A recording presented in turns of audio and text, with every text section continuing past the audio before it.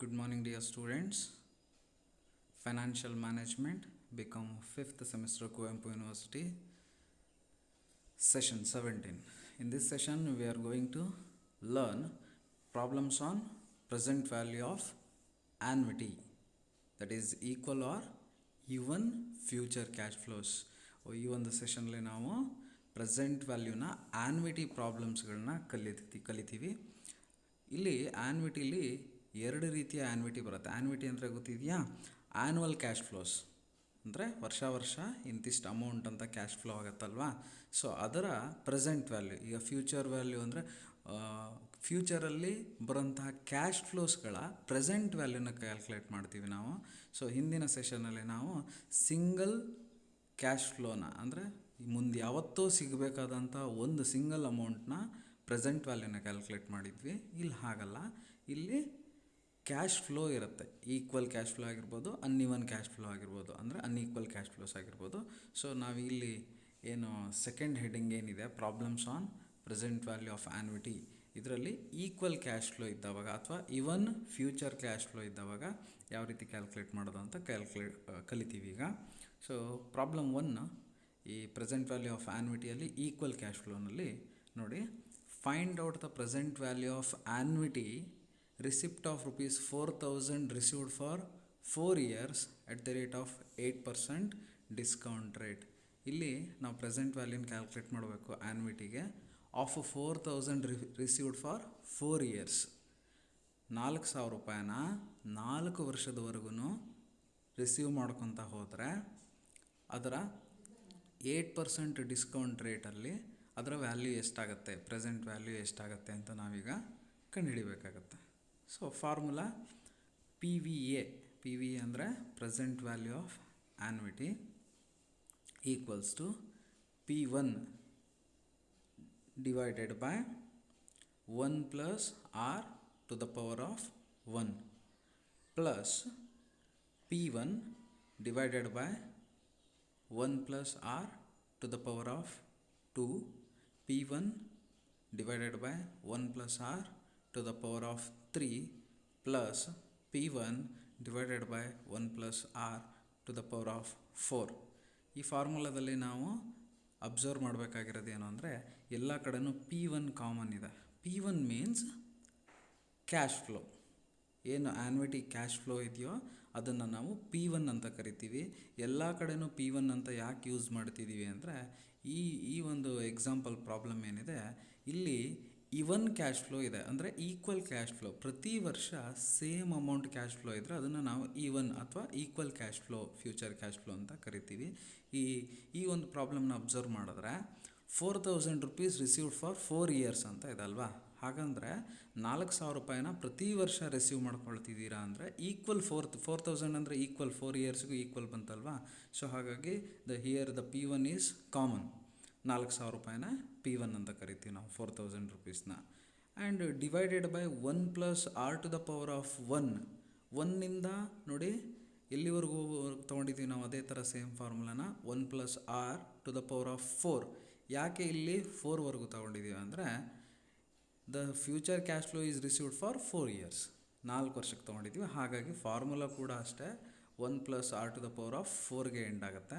5 years ಇದ್ದರೆ 1 plus R to the power of 5 ಹೋಗುತ್ತೆ. ಇದೇ ಥರ 3 ಇದ್ದರೆ 3ಗೆ ಎಂಡ್ ಮಾಡ್ತೀವಿ. ಎಷ್ಟು ಇಯರ್ ಇರುತ್ತೋ ಅಷ್ಟು ಇಯರಿಗೂ ನಾವು ಇದೇ ಥರ ಫಾರ್ಮುಲಾ ಏನಾಗುತ್ತೆ, up to the number of years, ಏನು ನೀವು ಎಲ್ಲಿವರೆಗೂ ಹೋಗ್ತೀರೋ ಅಲ್ಲಿವರೆಗೂ ಇದೇ ಥರ ಕಂಟಿನ್ಯೂ ಮಾಡ್ಕೊತ ಹೋಗ್ಬೋದು. ಎಷ್ಟು ವರ್ಷ ಕೊಟ್ಟಿದ್ದಾರೆ ಲೆಕ್ಕದಲ್ಲಿ ಅನ್ನೋದ್ರ ಮೇಲೆ ಡಿಪೆಂಡ್ ಆಗುತ್ತೆ. ಸೊ ಫಾರ್ಮುಲಾ ನಿಮಗೆಲ್ರಿಗೂ ಗೊತ್ತಾಗಿದೆ. ಆಲ್ರೆಡಿ ನಾನು ಹಿಂದಿನ ಸೆಷನ್ಗಳಲ್ಲಿ ಫಾರ್ಮುಲಾ ಕೂಡ ಡಿಸ್ಕಸ್ ಮಾಡಿದ್ದೀನಿ ನೋಡಿ ಈಗ.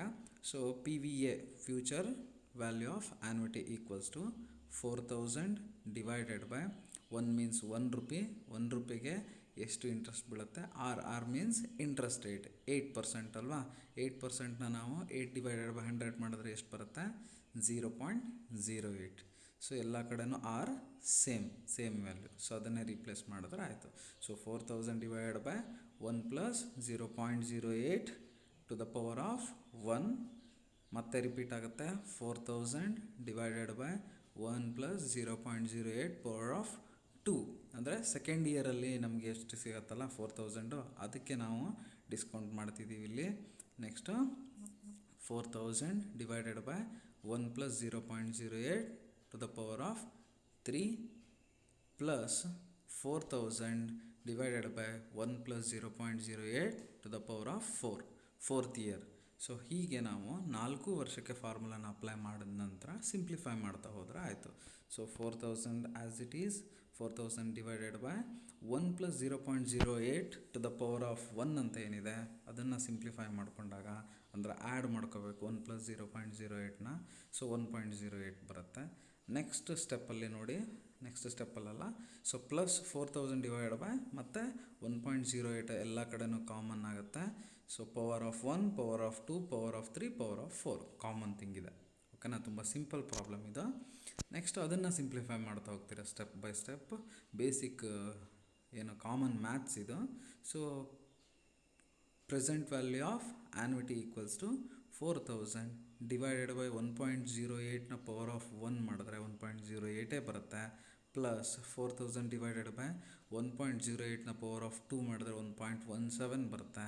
ನೆಕ್ಸ್ಟ್ ಪ್ಲಸ್ 4000 ಡಿವೈಡೆಡ್ ಬೈ 1.08ನ ಪವರ್ ಆಫ್ 3 ಮಾಡಿದ್ರೆ 1.26 ಬರುತ್ತೆ. Plus 4000 divided by 1.08 the power of 4 ಮಾಡಿದ್ರೆ 1.36 ಬರುತ್ತೆ. ಸೊ ಈ 4000 ನೆಕ್ಸ್ಟ್ ಸ್ಟೆಪ್ಪಲ್ಲಿ 4000 ಡಿವೈಡ್ ಬೈ 1.08 ಮಾಡಿದ್ರೆ 3704 ಅಮೌಂಟ್ ಬರುತ್ತೆ. ಪ್ಲಸ್ 4000 ಡಿವೈಡ್ ಬೈ 1.17ನ ನಾವು ಡಿವೈಡ್ ಮಾಡಿದಾಗ 3419 ಬರುತ್ತೆ. ಪ್ಲಸ್ 4000 ಡಿವೈಡ್ ಬೈ 1.26 ಮಾಡಿದವಾಗ ನಮಗೆ 3175 ಬರುತ್ತೆ.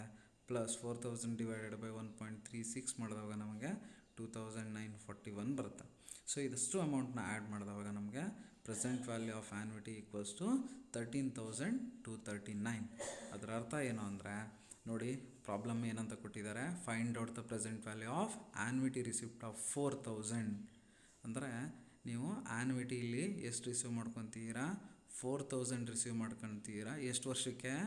4 ಇಯರ್ಸಿಗೆ. ಸೊ ಆ 4 ಇಯರ್ಸಿಗೆ ಎಷ್ಟಾಗುತ್ತೆ? 16,000 ಆಗಬೇಕಲ್ವಾ. ಆ 16,000 4000 ಪ್ಲಸ್ 4000 ಪ್ಲಸ್ 4000 ಪ್ಲಸ್ 4000 4 ವರ್ಷ ಅಲ್ವಾ. ಸೊ ಆ 4000 ಇಂಟು 4 ಇಯರ್ಸ್ ಅಂದರೆ 16,000ನ ಈಗಿನ ವ್ಯಾಲ್ಯೂ ಪ್ರೆಸೆಂಟ್ ವ್ಯಾಲ್ಯೂ ಎಷ್ಟು? 13,239. ಅಥವಾ ಇದನ್ನು ಯಾವ ಥರ ಬೇಕಾದರೂ ಅರ್ಥ ಮಾಡ್ಕೋಬೋದು ಅಂದರೆ 13,239ನ ನೀವು ಇವತ್ತೇನಾದ್ರು ಇನ್ವೆಸ್ಟ್ ಮಾಡಿದ್ರೆ 8% ಹಂಗೆ ನಿಮಗೆ 4 ಇಯರ್ಸ್ ನಂತರ ಅದನ್ನೇ ನಾನು ಫ್ಯೂಚರ್ ವ್ಯಾಲ್ಯೂ ಅಂತ ಕರೆಯೋದು 16,000 ರುಪೀಸ್ ಸಿಗುತ್ತೆ. ಅಥವಾ ಮುಂದೊಂದಿನ ನಿಮಗೆ ಸಿಗಬೇಕಾದಂಥ 16,000 ರುಪೀಸ್ನ ಈಗಿನ ವ್ಯಾಲ್ಯೂನ ನಾವು 13,239 ಅಂತಲೂ ಕೂಡ ಕರಿತೀವಿ. ಓಕೆನಾ. ಸೊ ಇದು ಮೊದಲನೇ ಪ್ರಾಬ್ಲಮ್. ಇನ್ನೊಂದು ಪ್ರಾಬ್ಲಮ್ ನೋಡೋಣ. Problem 2. Find out the present value of a 5 years annuity of 10,000 discount at 9%. ಇಲ್ಲಿ 5 ಇಯರ್ಸಿಗೆ ಕ್ಯಾಲ್ಕುಲೇಟ್ ಮಾಡಬೇಕು. ಆ್ಯನ್ಯುಟಿ ಅಂದರೆ ಪ್ರತಿ ವರ್ಷದ ಕ್ಯಾಶ್ ಫ್ಲೋ ಎಷ್ಟಿದೆ? ಫ್ಯೂಚರ್ ಕ್ಯಾಶ್ ಫ್ಲೋ 10,000 ಅಂದರೆ 10,000 ರುಪೀಸು ಪ್ರತಿ ವರ್ಷ ಅಪ್ ಟು 5 ಇಯರ್ಸ್ವರೆಗೂ ಏನು ಫ್ಯೂಚರ್ ವ್ಯಾಲ್ಯೂ ಬರುತ್ತೆ ನಿಮಗೆ, ಅದರ ಪ್ರೆಸೆಂಟ್ ವ್ಯಾಲ್ಯೂನೇ ನೀವು ಕ್ಯಾಲ್ಕುಲೇಟ್ ಮಾಡಬೇಕಾಗತ್ತೆ ಅಟ್ 9% ಡಿಸ್ಕೌಂಟ್ ರೇಟ್. ಓಕೆನಾ. ಸೊ ಫಾರ್ಮುಲಾ ನಿಮಗೆ ಆಲ್ರೆಡಿ ಗೊತ್ತಿದೆ. ಇದು ಈವನ್ ಕ್ಯಾಶ್ ಫ್ಲೋ ಆಗಿರೋದ್ರಿಂದ ಪ್ರತಿ ವರ್ಷವೂ ಏನು ಕ್ಯಾಶ್ ಫ್ಲೋ ಇರುತ್ತೆ ಅದನ್ನು P1 P1 P1 P1 P1 ಅಂತಲೇ ನಾವು ತೊಗೊತೀವಿ. ಸೊ ಎಷ್ಟು ಇಯರ್ ಇದೆಯೋ ಅಷ್ಟು ಇಯರಿಗೂ ನಾವು 1 plus R to the power of 1 ಅಂದರೆ first year, 1 plus R to the power of 2 ಅಂದರೆ second year, 1 plus R to the power of 3 ಅಂದರೆ third year, up to 5th ಇಯರ್ವರೆಗೂ ಮಾಡ್ತೀವಿ. ಹಿಂದಿನ ಪ್ರಾಬ್ಲಮಲ್ಲಿ ನಾವು 4 ಇಯರ್ವರೆಗೂ ಮಾಡಿದ್ವಿ. ಈ ಪ್ರಾಬ್ಲಮಲ್ಲಿ ನಮಗೆ ಆ್ಯನ್ಯುಟಿ ಕೊಟ್ಟಿರೋದು 5 ಇಯರ್ಸಿಗೆ. ಸೊ 5 ಇಯರ್ಸ್ವರೆಗೂ ಪ್ರಾಬ್ಲಮ್ನ ನಾವು ಇಲ್ಲಿ ಎಕ್ಸ್ಟೆಂಡ್ ಮಾಡಿದ್ವಿ. ಸೊ ಮತ್ತೆ ನೀವು ರೀಪ್ಲೇಸ್ ಮಾಡಿದ್ರೆ ಆಯಿತು. ಫಾರ್ಮುಲಾದಲ್ಲಿ ವ್ಯಾಲ್ಯೂಸ್ಗಳನ್ನೆಲ್ಲ ಸಬ್ಸ್ಟಿಟ್ಯೂಟ್ ಮಾಡಬೇಕು. So here P1 means 10,000. It is common to all the years. 10,000 ರೂಪಾಯಿನ ಪ್ರತಿ ವರ್ಷಕ್ಕೂ ನಾವು ಬರಿತೀವಿ. ಡಿವೈಡೆಡ್ ಬೈ 1 ಪ್ಲಸ್ ಆರ್ ಅಂದರೆ ಏನಿಲ್ಲಿ ಇಂಟ್ರೆಸ್ಟ್ ರೇಟ್. 9% ಅಂದರೆ ಎಷ್ಟಾಗುತ್ತೆ? 0.09. So 1 plus 0.09 to the power of 1. ಅದೇ ಥರ ಸೆಕೆಂಡ್ ಇಯರಿಗೆ ಪವರ್ ಆಫ್ 2 ಮಾಡಬೇಕು, ಥರ್ಡ್ ಇಯರಿಗೆ ಪವರ್ ಆಫ್ 3, 4th ಇಯರಿಗೆ ಪವರ್ ಆಫ್ 4, 5th ಇಯರಿಗೆ ಪವರ್ ಆಫ್ 5. ಮತ್ತೆಲ್ಲದೂ ಕೂಡ ಕಾಮನ್ ಇದೆ. ಸೊ ನೆಕ್ಸ್ಟ್ ಸ್ಟೆಪ್ಪಲ್ಲಿ ಏನು ಮಾಡಬೇಕು? ಸಿಂಪ್ಲಿಫೈ. ಈಗ ಆಲ್ರೆಡಿ ನೀವು ಹಿಂದಿನ ಲೆಕ್ಕದಲ್ಲಿ ಕಲ್ತಿರೋದ್ರಿಂದ ಇದು ತುಂಬ easy. So 10,000 divided by 1 plus 0.9 to the power of 1 ಮತ್ತು 1 ಪ್ಲಸ್ 0.09 ಬರುತ್ತೆ. ಸೊ ಎಲ್ಲ ಇಯರಿಗೂ ಕಾಮನ್ ಆಗಿ 1.09 ಬರುತ್ತೆ. ಸೊ ಪವರ್ ಆಫ್ 1 2 3 4 5 ಏನನ್ನು ಇಂಡಿಕೇಟ್ ಮಾಡುತ್ತೆ? ಎನ್ ಅಂದರೆ ಇಯರ್ನ ಇಂಡಿಕೇಟ್ ಮಾಡುತ್ತೆ. ಸೊ ನೆಕ್ಸ್ಟ್ ಸ್ಟೆಪ್ಪಲ್ಲಿ ನಾವು ಸಿಂಪ್ಲಿಫೈ ಮಾಡ್ಕೊತೀವಿ. ಆ್ಯಸ್ ಇಟ್ ಈಸ್ 10,000 ಹಾಗೆ ಉಳಿಸ್ಕೊಂಡಿದ್ದೀವಿ. 1.09 ದ ಪವರ್ ಆಫ್ 1 ಮಾಡಿದ್ರೆ 1.09 ಬರುತ್ತೆ. 1.09 ದ ಪವರ್ ಆಫ್ 2 ಮಾಡಿದ್ರೆ 1.18 ಬರುತ್ತೆ. 1.09 ದ ಪವರ್ ಆಫ್ 3 ಮಾಡಿದ್ರೆ 1.30 ಬರುತ್ತೆ. 1.09 ದ ಪವರ್ ಆಫ್ 4 ಮಾಡಿದ್ರೆ 1.41 ಬರುತ್ತೆ. ಅದೇ ರೀತಿ 1.09 ದ ಪವರ್ ಆಫ್ 5 ಮಾಡಿದ್ರೆ 1.54 ಬರುತ್ತೆ. ಸೊ ನೆಕ್ಸ್ಟ್ ಸ್ಟೆಪ್ಪಲ್ಲಿ ತುಂಬ ಸಿಂಪಲ್. 10,000 ಡಿವೈಡ್ ಬೈ 1.09 ಮಾಡಿದ್ರೆ 9,174 ಬರುತ್ತೆ. 10,000 ಡಿವೈಡ್ ಬೈ 1.18 ಮಾಡಿದ್ರೆ 8,475 ಬರುತ್ತೆ. 10,000 ಡಿವೈಡ್ ಬೈ 1.30 ಮಾಡಿದ್ರೆ 7,692 ಬರುತ್ತೆ. 10,000 ಡಿವೈಡೆಡ್ ಬೈ 1.41 ಬಂದರೆ 7,092 ಬರುತ್ತೆ. 10,000 ಡಿವೈಡ್ ಬೈ 1.454 ಮಾಡಿದ್ರೆ 6,494 ಬರುತ್ತೆ. ಸೊ ಈ ಎಲ್ಲ ಕ್ಯಾಶ್ ಫ್ಲೋಗಳನ್ನ ಅಮೌಂಟ್ನ ಏನು ಮಾಡ್ತೀರಾ ನೀವೀಗ ಆ್ಯಡ್ ಮಾಡ್ತೀರಾ. ಆಗ ನಿಮಗೆ ಬರೋಂಥ PVA stands for present value of annuity is 38,927. This is the present value of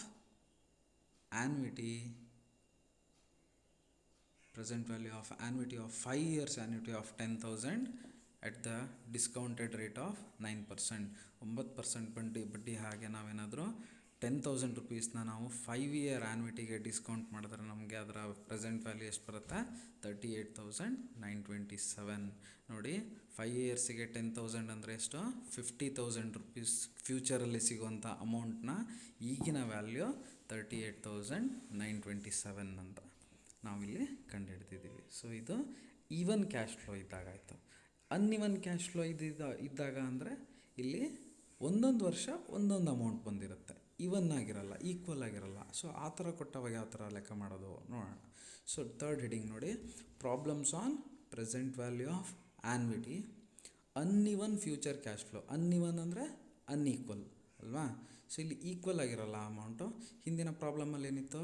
every year 10,000 rupees. ಅದಕ್ಕೂ ಹಿಂದಿನ ಪ್ರಾಬ್ಲಮ್ ಏನಿತ್ತು? Every year 4,000 rupees for 4 years. ಇಲ್ಲಿ ಹಿಂದಿನ ಲೆಕ್ಕದಲ್ಲಿ 10,000 ರುಪೀಸ್ ಫಾರ್ 5 ಇಯರ್ಸ್. ಸೊ ಇಲ್ಲಿ ಈಕ್ವಲ್ ಅಮೌಂಟ್ ಇತ್ತು. ಈಗ ನಾವು ಕಲಿಯೋಕೆ ಹೊರಟಿರೋದು ಅನ್ಇವನ್ ಫ್ಯೂಚರ್ ಕ್ಯಾಶ್ ಫ್ಲೋ, ಅಂದರೆ ಇಲ್ಲಿ ಈಕ್ವಲ್ ಅಮೌಂಟ್ ಇರಲ್ಲ. ಈ ಥರ ಕೊಟ್ಟವಾಗ ಹೇಗೆ ಕ್ಯಾಲ್ಕುಲೇಟ್ ಮಾಡೋದು ಅಂದರೆ, calculate the present value of the following series of payments made at the end of each year for a period of 5 years at 8% interest rate. ಇಲ್ಲಿ series of ಪೇಮೆಂಟ್ನ ಕೊಟ್ಟಿದ್ದಾರೆ ನಮಗೆ. So series of payments at the end of the each year, ಪ್ರತಿ ವರ್ಷದ ಕೊನೆಯಲ್ಲಿ ಮಾಡಿರ್ತಕ್ಕಂಥ payment. So 5 ವರ್ಷದ information ಕೊಟ್ಟಿದ್ದಾರೆ. Interest rate 8%. So cash flow at the end of first year ಎಷ್ಟು ಪೇಮೆಂಟ್ ಆಗಿದೆ? 2,000 ಕ್ಯಾಶ್ ಫ್ಲೋ ಆಗಿದೆ. Cash flow at the end of second year ಎಷ್ಟಾಗಿದೆ payment? 4,000. Cash flow at the end of third year 6,000. Cash flow at the end of fourth year 8,000. Cash flow at the end of fifth year 10,000. So ಪ್ರತಿ ವರ್ಷವೂ ಏನಾಗಿದೆ? ಇಲ್ಲಿ difference ಆಗ್ತಾ ಹೋಗಿದೆ, amount ಜಾಸ್ತಿ ಆಗ್ತಾ ಹೋಗಿದೆ ಅಲ್ವಾ? ಸೊ ಇಲ್ಲೂ ಕೂಡ ಕ್ಯಾಲ್ಕುಲೇಷನಲ್ಲೂ ಕೂಡ ನಾವು ಬದಲಾವಣೆ ಮಾಡಬೇಕಾಗುತ್ತೆ. ಹೇಗೆ ಸಾಲ್ವ್ ಮಾಡೋದು ಅಂತ ನೋಡೋಣ. ಸೊ ಸೊಲ್ಯೂಷನ್ ಇಲ್ಲಿ PVUECF ಅಂತ ಬರ್ದಿದ್ದೀನಿ ನಾನು. ಹಾಗಂದರೆ present value of uneven cash flow ಅಂತ ನಿಮ್ಗೆ ಹೆಡ್ಡಿಂಗಲ್ಲೇ ಇದೆ. ಅದು present value of uneven cash flow. ಇಲ್ಲಾಂದ್ರೂ ನೀವು PVA ಅಂತ ಏನು ಹಿಂದಿನ ಲೆಕ್ಕದಲ್ಲಿ ಬರ್ಕೊಂಡಿದ್ರೆ ಅದೇ ಥರನೂ ಬರ್ಕೋಬೋದು. ಬಟ್ ನಾವಿಲ್ಲಿ ಐಡೆಂಟಿಫೈ ಮಾಡೋದಕ್ಕೆ ಈಸಿ ಆಗಲಿ ಅಂಥೇಳಿ ನಾನು ಈ ಥರ ಬರೆದಿದ್ದೀನಿ. ಅನ್ಇವನ್ ಕ್ಯಾಶ್ ಫ್ಲೋ ಅಂದ್ರೇನೋ ಇಲ್ಲಿ ಈಕ್ವಲ್ ಅಮೌಂಟ್ ಇಲ್ಲ, ಡಿಫ್ರೆಂಟ್ ಅಮೌಂಟ್ ಇದೆ. ಹಾಗಾಗಿ ಹಿಂದಿನ ಪ್ರಾಬ್ಲಮ್ಗೂ ಈ ಪ್ರಾಬ್ಲಮ್ಗೂ ಒಂದೇ ಒಂದು ಡಿಫ್ರೆನ್ಸ್ ಏನು ಅಂದರೆ, ಅಲ್ಲಿ P1 ಅಂತ ಪ್ರತಿ ಸಾರಿ P1 ಪ್ಲಸ್ P1 ಅಂತ ನಾವು ಫಾರ್ಮುಲಾನ ಕಾಮನ್ ಮಾಡಿದ್ವಿ, ಯಾಕಂದರೆ ಅದು ಈವನ್ ಕ್ಯಾಶ್ ಫ್ಲೋ. ಇಲ್ಲಿ ಏನಿದೆ? ಪ್ರಿನ್ಸಿಪಲ್ ಅಮೌಂಟು ಅಥವಾ ಪೇಮೆಂಟ್ ಅಂತ ಏನು ಕರಿತೀವಿ ಅದು ಡಿಫ್ರೆಂಟ್ ಇದೆ. ಒಂದೊಂದು ಇಯರಲ್ಲಿ ಒಂದೊಂದು ಥರ ಇರುತ್ತಲ್ವಾ? ಸೊ ಹಾಗಾಗಿ ಫಾರ್ಮುಲಾ ಕೂಡ ಇಲ್ಲಿ ಏನು ಡಿಫ್ರೆನ್ಸು ಅಂದರೆ same formula, but in this place P1 divided by 1 plus R to the power of 1 plus P1 ತೊಗೊಳ್ಳಲ್ಲ ನಾವಿಲ್ಲಿ ಮತ್ತೆ, ಯಾಕಂದರೆ ಅಮೌಂಟ್ ಡಿಫ್ರೆಂಟ್ ಇರೋದ್ರಿಂದ, ಈ ಪೇಮೆಂಟಿನ ಅಮೌಂಟೇ ಚೇಂಜ್ ಇರೋದ್ರಿಂದ ಇದಕ್ಕೆ P2 ಅಂತ ಕರಿತೀವಿ. ಹಾಗೆ divided by 1 plus R to the power of 2 ಯಾಕೆ ತೊಗೊತಿದ್ದೀವಿ ಅಂದರೆ ಸೆಕೆಂಡ್ ಇಯರ್ ಅಂತ ಅರ್ಥ, plus P3 divided by 1 plus R to the power of 3 ಅಂದರೆ 3ನೇ ವರ್ಷ ಅಂತ ಅರ್ಥ. ಇದೇ ರೀತಿ ಏನು ಮಾಡ್ತಿದ್ದೀವಿ ನಾವು ಅಪ್ ಟು 5th ಇಯರ್ವರೆಗೂ ಪೇಮೆಂಟ್ಗಳನ್ನು ಫಾರ್ಮುಲಾ ಹಾಕ್ಕೊಂಡಿದ್ದೀವಿ. So P1 P2 P3 P4 P5 ಇದೇನೇನು ಇಂಡಿಕೇಟ್ ಮಾಡುತ್ತೆ, ಅನ್ಇವನ್ ಕ್ಯಾಶ್ ಫ್ಲೋನ ಇಂಡಿಕೇಟ್ ಮಾಡುತ್ತೆ. 1 2 3 4 5 ಅಂತ ಏನು ಕೆಳಗಡೆ ಇದೆಯಲ್ಲ, ಸೊ ಫಾರ್ಮುಲಾದಲ್ಲಿ 1 plus R to the power of 1 plus R to the power of 2 ಇವೆಲ್ಲ ಏನೋ ಇಯರ್ಸ್ನ ನಮಗೆ ಇಂಡಿಕೇಟ್ ಮಾಡುತ್ತೆ. ಸೊ ಈಗ ನಾವು ವ್ಯಾಲ್ಯೂಗಳನ್ನ ಸಬ್ಸ್ಟಿಟ್ಯೂಟ್ ಮಾಡ್ತೀವಿ. 2000 divided by 1 plus 0.08 to the power of 1. ಇಲ್ಲಿ 2000 ಅಂದರೆ ಇಲ್ಲಿ P1 ಮೊದಲನೇ ವರ್ಷದ ಏನೋ ಪೇಮೆಂಟ್ 2000 ರೂಪಾಯಿ ಇದೆ, ಡಿವೈಡೆಡ್ ಬೈ 1 ಅಂದರೆ ಎಷ್ಟು, 1 ಅಂದರೆ ಏನು 1 ರೂಪಿ, ಪ್ಲಸ್ ಇಂಟ್ರೆಸ್ಟ್ ರೇಟ್ 8% ಅಂದರೆ 0.08. Power of 1 means number of years, ಮೊದಲನೇ ವರ್ಷ. ನೆಕ್ಸ್ಟು ಮತ್ತೆ ಪ್ಲಸ್ ನೆಕ್ಸ್ಟ್ ಇಯರಲ್ಲಿ P2 ಅಂದರೆ ಏನು ಪೇಮೆಂಟ್, ಎರಡನೇ ವರ್ಷದ ಪೇಮೆಂಟ್ ಎಷ್ಟಿದೆ 4000 ಡಿವೈಡೆಡ್ ಬೈ 1 ಪ್ಲಸ್ 0.08.